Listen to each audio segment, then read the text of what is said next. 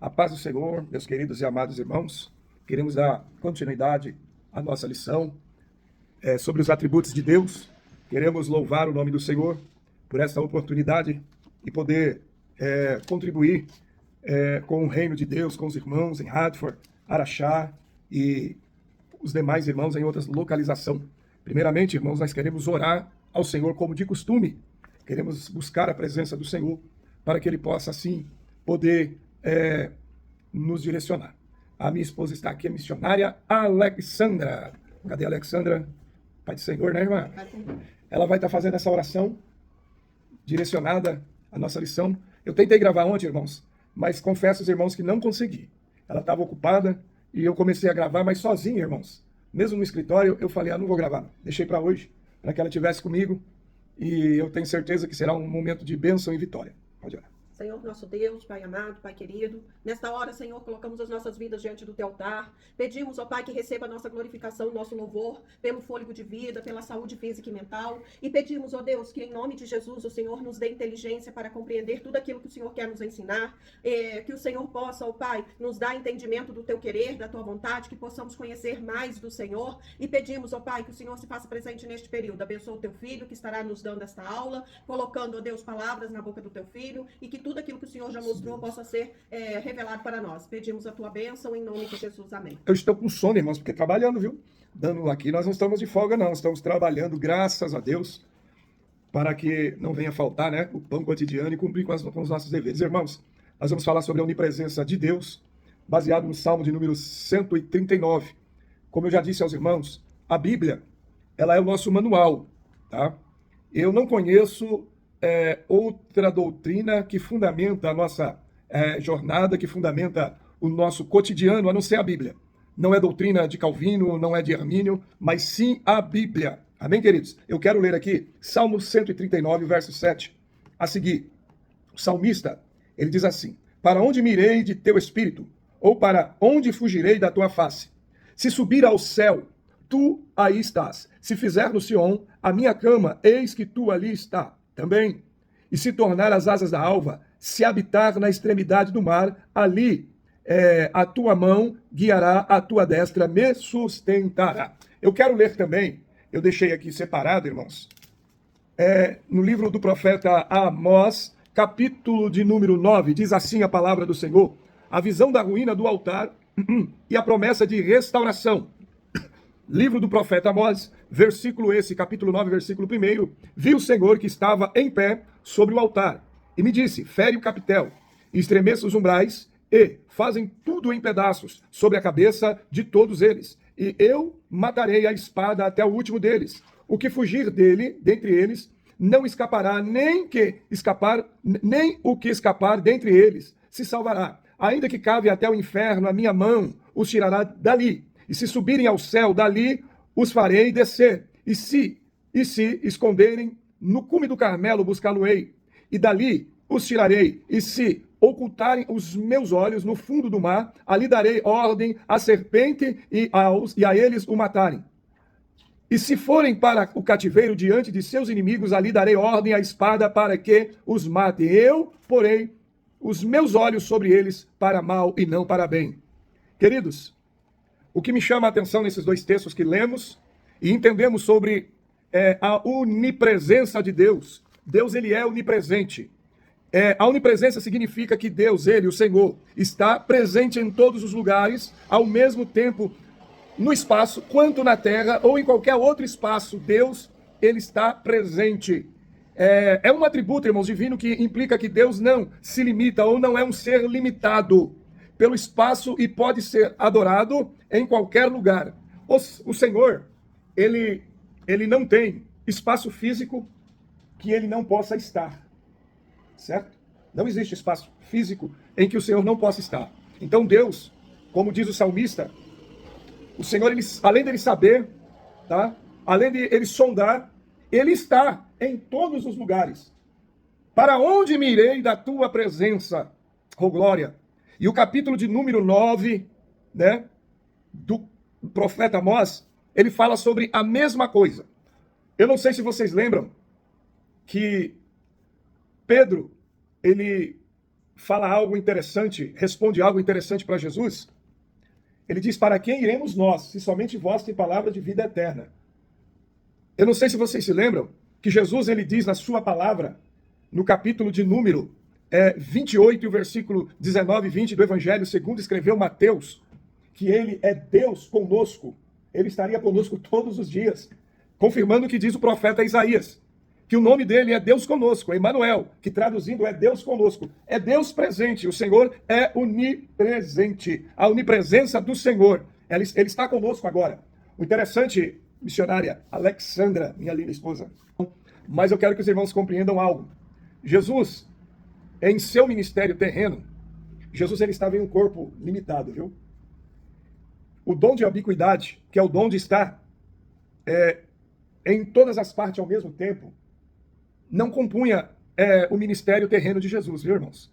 Jesus ele estava limitado naquele corpo físico, embora ele sendo Deus, 100% Deus, 100% homem, Jesus ele estava impossibilitado de utilizar esse dom. Ele não poderia estar em vários lugares no mesmo tempo, embora sendo Deus, tá? Então, nós aprendemos que Deus, ele está em todos os lugares, tá? Ele preenche todos os lugares. A oração, vamos abrir a Bíblia aqui, em Mateus capítulo de número 18. Capítulo 18, versículo de número 18. Olha o que diz aqui. Ora, se o teu irmão pecar contra ti, vai e repreende-o entre ti e ele. E se te ouvir, ganhaste a teu irmão. Mas se não te ouvir, leva-o ainda contigo, ou dois, para que pela boca de 2 ou 3 testemunhas, toda palavra seja confirmada. E se não te escutar, dize-o à igreja. E se também não escutar a igreja, considere-o como um gentil e publicano. Em verdade vos digo, tudo que ligardes na terra será ligado no céu. E tudo que é desligado ou desligardes na terra será desligado no céu. Também vos digo que se dois de vós concordarem na terra acerca de qualquer coisa que pedirem, isso lhes será feito por meu Pai que está no céu. Porque onde estiver 2 ou 3 reunidos em meu nome, aí eu estou no meio deles. Olha que coisa interessante.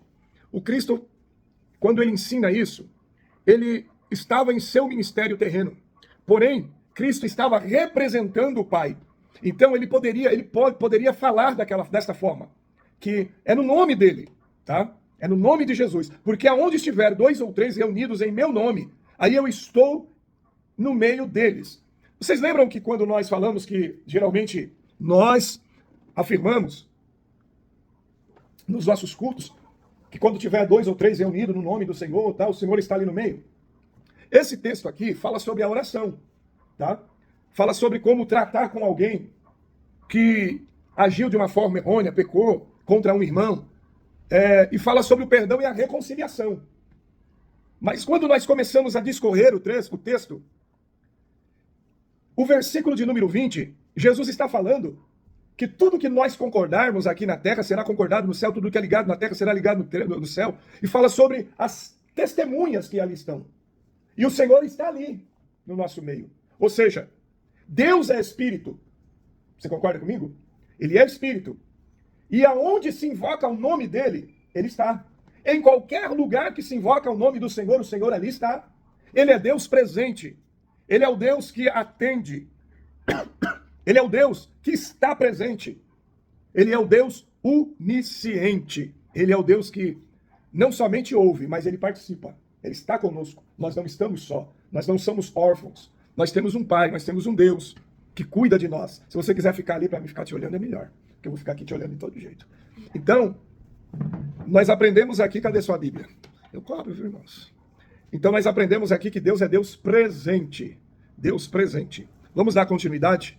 Então, na imutabilidade de Deus. Deus é invariável, não pode ser diferente na sua existência. Toda boa dádiva e todo dom perfeito vem do alto, descendo do Pai da luz, em que não há mudança nem sombra de variação. Quem escreveu? Tiago, capítulo 1, versículo 17. Olha o que disse lá no capítulo de número 3, versículo 14, para Moisés. Eu sou o que sou, ô glória. Sabe o que isso significa? Significa que o caráter de Deus é inabalável, imutável, mas tua disposição pode variar por causa do pecado do homem. nós podemos relembrar o capítulo de número 3, versículo 17, fala, 15 a seguir, né, de Gênesis, fala sobre a sentença do homem, da mulher e da serpente. Adão, ele estava ali no jardim, né? Ele estava no jardim do Éden, ele vivia ali no jardim do Éden com a sua mulher, com a sua ajudadora, com a sua esposa, com a sua costela, podemos assim dizer, né? A sua amada. Porém, a serpente enganou a Eva e Eva, consecutivamente, deu de comer do fruto proibido para Adão. Não é maçã, viu, irmãos? Nem banana. Alguns aí dizem que até pêssego. É tanta especulação, mas nós não estamos aqui para isso. Mas eu quero que os irmãos atentem para algo. A conclusão de tudo isso é que Deus desce para comungar com o homem, para cultuar juntamente com o homem. E aí Adão estava nu, Adão estava se escondendo, tá?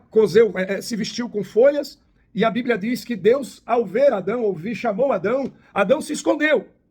Mas, como foi dito antes, não adianta ninguém se esconder de Deus. Deus, ele nos vê, Deus, ele nos sonda, Deus, ele conhece aonde nós estamos, sabe aonde nós estamos e conhece o nosso estado. Então, a Bíblia diz que Deus vai ter com Adão e ali aquela conversa, e Deus repreende Adão, expulsa Adão dali, mas antes de Deus expulsar Adão dali, o Senhor veste Adão, o Senhor coloca vestimentas em Adão, não permite que Adão saia dali nu. Nós aprendemos aqui, nessa mesma lição, só que não foi gravado, que em Apocalipse, capítulo de número 13, salvo engano, nós vamos ler aqui, e o versículo de número, e adoraram todos os que habitam sobre a terra, esses cujos nomes não estão escritos no livro da vida do Cordeiro que foi morto, desde a fundação do mundo. Ou seja, Deus já tinha um plano, Deus sabia da queda do homem, Deus sabia da limitação do homem, e por isso já havia sacrificado ou sacrificou o Cordeiro na fundação do mundo. Nós não sabemos em que tempo, eu não posso afirmar, nenhum teólogo tem como afirmar, antes da fundação ou antes da criação, da exclusividade pela graça, Deus poderoso, a exclusividade da graça, Deus já havia projetado a graça, viu? Deus já havia projetado a graça. A exclusividade da graça foi na fundação do mundo. E diz mais, Deus escolheu indivíduos para serem redimidos pela morte de Cristo. Nós aprendemos isso em Efésios. Vamos abrir a Bíblia em Efésios, capítulo de número 1. Vamos abrir a Bíblia em Efésios, capítulo 1. Olha o que diz Paulo no capítulo 1 de Efésios, para que a nossa mensagem não seja incompleta, né, irmãos? Olha o que diz aqui. Capítulo 1, vamos ler aqui, capítulo 1 do versículo... Vamos ler do versículo 3, ou 2. A vós, graça e paz da parte de Deus, nosso Pai, e do Senhor Jesus Cristo. Versículo 3. Bendito Deus e Pai de nosso Senhor Jesus Cristo, a qual nos abençoou com todas as bênçãos espirituais nos lugares celestiais em Cristo. Aí o verso 4. Como também nos elegeu nele, olha agora, antes da fundação do mundo, para que fôssemos santos e irrepreensíveis diante dele em amor. Olha que fato interessante, né, irmãos?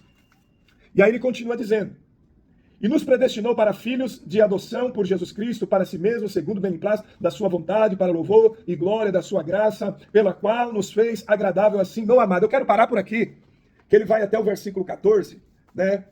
A qual é o penhor da nossa herança para a redenção, da nossa possessão de Deus para louvor da sua glória. Irmãos, o homem é a coroa da criação de Deus. Eu pulei todos esses versículos, mas eu quero que vocês, se vocês tiverem tempo de pesquisar, de estudar sobre esse capítulo, de 1 a 4, vocês vão entender que a queda do homem, antes da queda, Deus já tinha propositalmente para nós um propósito. Não que Deus fez propositalmente para que o homem caísse, mas propositalmente, Deus ele já havia providenciado a graça. Por quê? Pela presciência de Deus. Deus sabendo que o homem é um ser limitado. Tá? O pastor Rodrigo falou sobre esse aspecto, né? Não que Deus, ele já sabia que o homem ia cair e simplesmente não. Deus sabendo que o homem é limitado. Tá? Além de Deus saber dessa limitação, porque ele é parte espiritual e parte terrena. Então, quando nós falamos sobre Adão, o que prevalece aqui, missionária, na nossa vida, sem Deus, é a natureza adâmica. Tá? Com a queda do homem, aí nós aprendemos também, vamos abrir aqui a Bíblia, no capítulo 5 de Gênesis, após a queda do homem. Esse é o livro das gerações de Adão. no dia em que Deus criou o homem à semelhança de Deus. Até aqui, o homem chamado Adão, que era a semelhança de Deus, tá? Ele era o homem segundo a semelhança de Deus. Aí nós vamos prosseguir. Nós aprendemos, irmãos, assim carregamos esse estigma, né? Que nós fomos criados à imagem e semelhança de Deus. Não. A geração de Adão. Foi Adão. Aí, agora, os filhos de Adão, agora preste atenção, macho e fêmea, os criou e os abençoou e encheu a terra. E os chamou o seu nome Adão. No dia em que foram criados. E Adão viveu 130 anos e gerou filho e sua filha, e a sua semelhança. Olha, preste bem atenção. Então Adão viveu 130 anos e gerou um filho, a sua semelhança, tá? Conforme a sua imagem, e o chamou Sete. E foram os dias de Adão, depois que gerou a Sete, 800 anos, e gerou filhos e filhas. Olha que coisa interessante. Então nós aprendemos que nós não somos a imagem e semelhança de Deus. Nós somos a imagem de Adão. Amém? Nós somos a imagem de Adão. Estou virado para ela aqui, para a missionária Alexandra. Então é equívoco nosso. Pastor, mas isso não está certo. Abre a Bíblia em Romanos. Romanos capítulo 5. Olha o que diz a Bíblia, irmãos. Capítulo 5 de Romanos. E o versículo de número 12. Pelo que por um homem entrou o pecado no mundo, e pelo pecado a morte, assim também. A morte passou a todos os homens, por isso que todos pecaram. Porque até... Olha que interessante, irmãos. É só o versículo 12. Pelo que por um homem entrou o pecado no mundo, e pelo pecado a morte, assim a morte passou a todos os homens, por isso que todos pecaram. Eu quero abrir um parênteses aqui e falar sobre... Me dá uma caneta aqui e um pedaço de papel. Papel, caneta. Então, eu quero que vocês entendam algo, que isso tem um significado muito, muito positivo, e nos leva a entender esse período em que Deus, ele tratou com Adão. Aqui, ó. Eu vou tratar aqui, ó. Primeiro, segundo, terceiro, quarto, quinto, sexto, sétimo. Nós vamos fazer assim. Primeira dispensação. Dispensação. Segunda dispensação. Primeira dispensação, inocência. Inocência. Segunda dispensação, dispensação. Consciência. Consciência. Terceira dispensação, governo humano. Humano. Quarta dispensação, patriarcal. Quinta dispensação, lei. Sexta dispensação, graça. E a sétima dispensação, o milênio. Milênio. Amém? Então, Adão, ele estava vivendo a primeira dispensação, que é a dispensação da graça.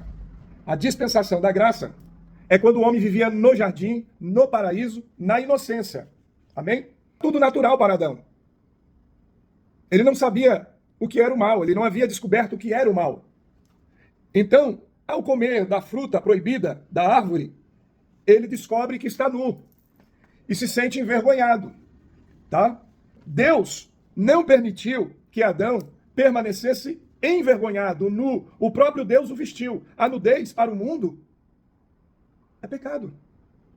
É vergonha. Adão, ele descobre que além dele pecar, ele estava nu, tá? Então agora ele passa a viver em consciência, tá? Ele passa a viver em consciência. A partir da queda, ele já não vive mais na inocência, mas sim passa a viver em consciência. Eu falei sobre o governo humano. O governo humano vai ali após o dilúvio, depois do dilúvio, aí os homens da geração de Nimrod passam a viver o governo humano. E eles vivem segundo o seu bel prazer. Você lembra que do governo humano vai da geração de pós-diluviana, né? Tem a pré-diluviana, que é antes do dilúvio, e pós-diluviana, tá? Que é depois do dilúvio. Essa dispensação vai depois do dilúvio, o governo humano, tá? Porque Deus estava indignado. Essa geração vai desde ali pré-diluviana, antes do dilúvio, até a dispensação patriarcal, que é aí onde entra Abraão. Aí Deus, ele começa por meio de Abraão, Isaac e Jacó. Então, essa é a quarta. E a lei vem como a quinta dispensação. Caracteriza uma forma de administração de Deus na terra, em que Deus ele utiliza um período de tempo, tá? Um período de tempo para tratar com o homem, para trabalhar com o homem, tá? E nós estamos vivendo uma dispensação. E que dispensação é essa? A graça. Depois da patriarcal vem a lei que começa com Moisés, né? Moisés ou Moshe. E agora a graça, que Cristo inaugura a dispensação da graça com Cristo. Cristo. Pronto. E depois é o milênio, que é a sétima dispensação, né? Então, é um caso, a forma de gestão de Deus, em que Deus ele trata com o homem. Ele utiliza-se desse tempo para tratar, para operar aqui na terra de uma forma poderosa, de uma forma alusiva. Então esse tempo se chama dispensação. Depois para frente nós vamos falar um pouco sobre a dispensação melhor, tá? Então é só para um pano de fundo para os irmãos compreenderem. Amém? Então, nós falamos aqui que Deus, ele não lança em rosto o tempo da nossa ignorância. Porém, Deus ele pode mudar o seu ânimo por causa do nosso pecado. Abre aí a Bíblia, Isaías 59. Eu sei que você conhece este capítulo por completo, 59, mas vale a pena nós... Versículo 1 a seguir, eis que a mão do Senhor não está encolhida, para que não possa salvar, nem o seu ouvido agravado para não poder ouvir. Aí vem a questão. Mas as vossas iniquidades fazem divisão entre vós e o vosso Deus, e os vossos pecados encobrem o seu rosto de vós, para que não vos ouçam. Ou seja, há um muro da separação. Existe um muro da separação. E quando nós observamos para o muro da separação, é justamente por causa dos nossos pecados, por causa das nossas iniquidades, por causa da nossa maneira de viver. Isso faz a divisão. Mas a Bíblia diz que Jesus ele veio derrubar o muro da separação. Jesus ele veio para unificar o homem a Deus. Amém, queridos? Então, a imutabilidade de Deus. Deus, ele não muda. Deus é imutável. Tá? E na nossa matéria aqui, eu quero continuar lendo aqui. Além do Senhor lançar o homem fora, o último parágrafo aqui. O que para nós parece mudança, já está previsto no teu eterno conselho. Tua vontade ou tua vontade. Vamos abrir Efésios 1:11. Olha o que diz aqui Paulo. Paulo diz algo aqui. Eu quero ler aqui na Bíblia. Está escrito aqui na lição. 1:11 de Efésios. Ó. Vamos ler 10 também? De tornar a congregar em Cristo todas as coisas na dispensação da plenitude dos tempos. Olha aqui, ó, dispensação da plenitude dos tempos. Tanto as que estão nos céus como que estão na terra. Nele digo, em que também fôssemos feita herança, havendo sido predestinado conforme o propósito daquele que fez todas as coisas segundo o conselho da sua vontade. Deus, ele não criou nós simplesmente por criar. Nos formou, melhor dizendo. Nós somos formados por Deus. Nós somos a herança de Deus, conforme Paulo diz. E ele diz algo aqui, que Deus predestinou a nós. No versículo 3 e 4 ali, desse mesmo capítulo, o Senhor fala de Deus, né? Ele nos escolheu, tá? Ô glória. Antes da fundação do mundo. Antes da fundação do mundo. O Senhor sabia das nossas quedas. O Senhor sabia dos nossos erros, dos nossos defeitos. Mas mesmo assim, o Senhor preferiu nos escolher. E nos fez herança dele. Eu tenho algo para falar sobre esse texto, esse capítulo, que chama a minha atenção. Ele diz aqui, Paulo: bendito Deus e Pai de nosso Senhor Jesus Cristo, a qual nos abençoou com todas as bênçãos espirituais nos lugares celestiais em Cristo Jesus. O Senhor nos escolheu antes da fundação do mundo para sermos abençoados. Nos elegeu para isso. Isso tem uma profundidade tão grande. Eu não preciso ir à igreja para ser abençoado. Eu não preciso fazer cultos para ser abençoado. Deus já me escolheu, te escolheu, nos escolheu antes da fundação do mundo. Só que existe um porém, irmãos. A obediência em Deus, em Cristo Jesus, essa obediência à sua palavra, a sujeição à sua palavra, promove bênção sobre bênção. Não basta eu ser predestinado a ser abençoado. Eu preciso permanecer na obediência a Deus. Amém? Ele diz que ele nos abençoou com todas as sortes de bênção nas regiões celestiais. Ou seja, o mundo espiritual que nós vivemos, que é o mundo invisível, tudo contribui para que a bênção do Senhor alcance a nós. Olha o que diz aqui Deuteronômio, capítulo 28. Vamos ler aqui. Nós vamos ler capítulo 28 de Deuteronômio. Glória a Deus. Alguns versículos nós vamos ler aqui que vale a pena nós lermos.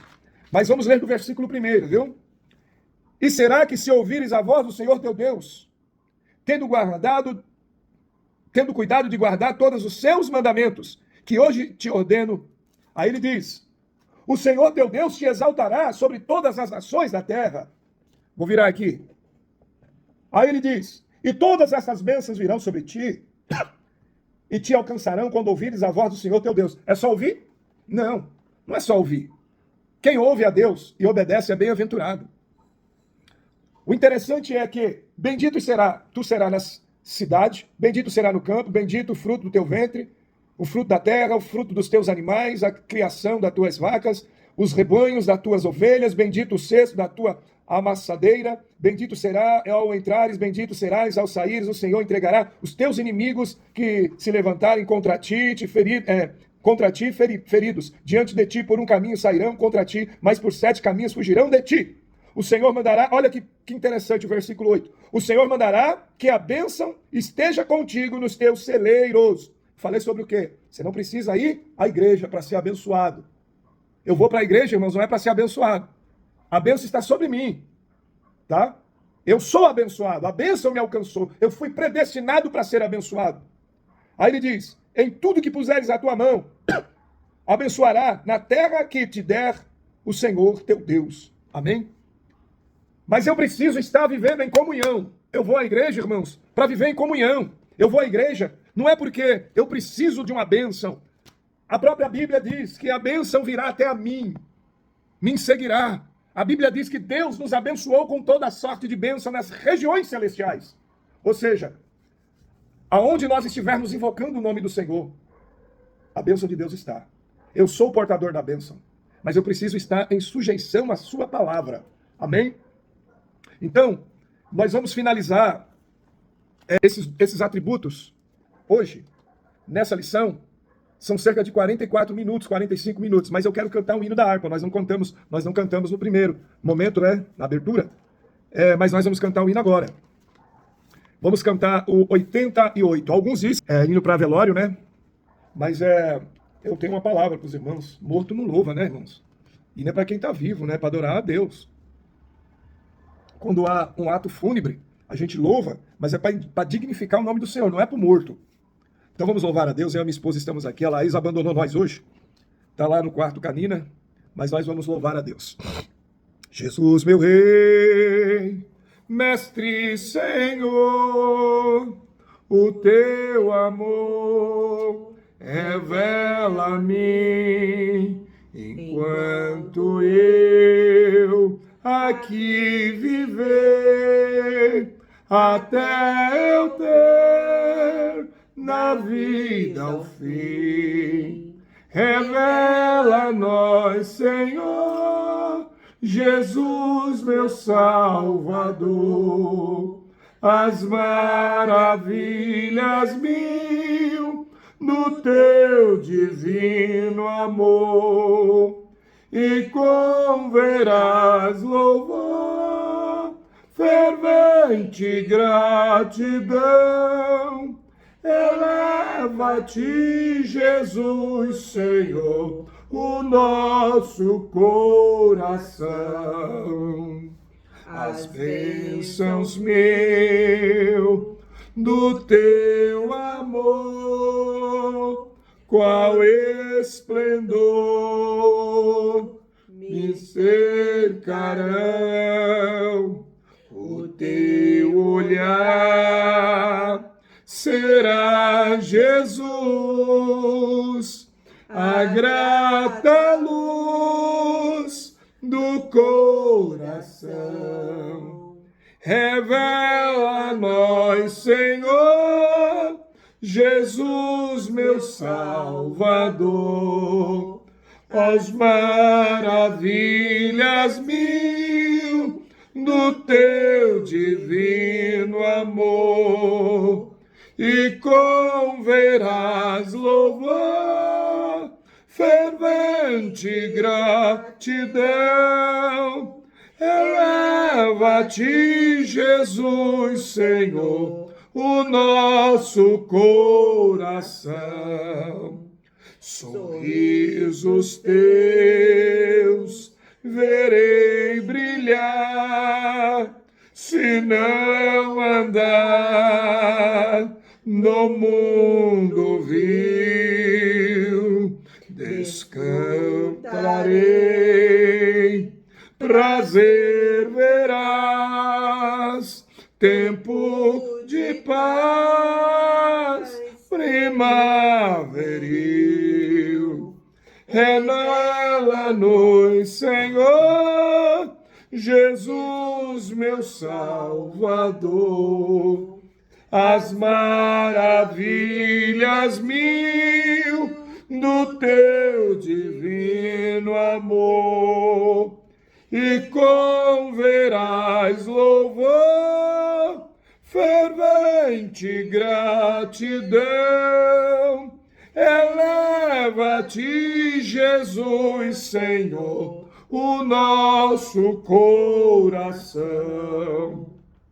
E quando for no céu morar e descansar dos dias meus, feliz viver, receberei de ti, meu Rei, meu Santo Deus. Revela a nós, Senhor, Jesus, meu Salvador, as maravilhas mil do teu divino amor, e converás louvor, fervente gratidão. Eleva-te, Jesus, Senhor, o nosso coração. Aleluia, glorificado seja o nome do Senhor. Vamos orar, agradecendo a Deus por essa rica oportunidade. Oremos. Pai, graças te damos, Senhor, por essa oportunidade de estarmos aprendendo da tua fiel e digna palavra, que a tua poderosa mão continue estendida para os teus filhos, e que o Senhor, ó Pai, possa alcançá-los de uma forma poderosa, gloriosa, que o Senhor possa intervir na vida espiritual, na vida intelectual, na vida ministerial dos teus servos, que eles possam crescer na graça e no conhecimento. Pai, visite a família dos teus servos, visite a cada um dos teus servos, que a tua poderosa mão possa abrir caminho e que eles possam encontrar o maior tesouro além da salvação, que é o conhecimento da tua glória, da tua vontade para as nossas vidas. Ser conosco, Pai. Visita os nossos irmãos de uma forma especial, de uma forma gloriosa, é que eu creio e peço em nome do Senhor Jesus. Amém e amém. A paz do Senhor, meus queridos e amados irmãos.